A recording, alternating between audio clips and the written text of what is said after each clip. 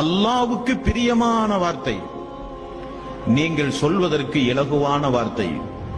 மீசானில் அந்த வார்த்தையை போட்டால் நன்மை தட்டு அதிகரிக்கும். அந்த அளவுக்கு சக்தி வாய்ந்த வார்த்தை எதுவென்று உங்களுக்கு நான் கற்றுத்தரவா? ரசூல் ஸல்லல்லாஹு அலைஹி வஸல்லம் அவர்கள் சொன்னார். நன்மையும் தீமையும் எடை போடுகிற அந்த மீசானுடைய தராசுல தான் மனிதனுக்கு பதட்டம் ஜாஸ்தியா இருக்கும். ஃபமை யாமல் மிஸ்கால தர்ரத்தின் ஹைரன் யரா வமை யாமல் மிஸ்கால தர்ரத்தின் ஷர்ரன் யரா.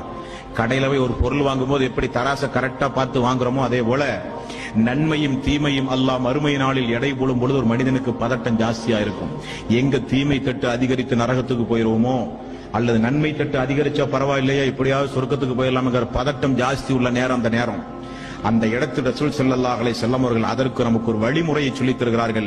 அல்லாஹ்வுக்கு பிரியமான வார்த்தை, மீசான் என்ற தட்டில் அந்த வார்த்தையை அல்லாஹ் போட்டான் என்றால் நன்மை தட்டு அந்த அளவுக்கு அதிகரிக்கும். ஆனால் நீங்கள் சொல்வதற்கு இலகுவான வார்த்தை. என்ன வார்த்தை?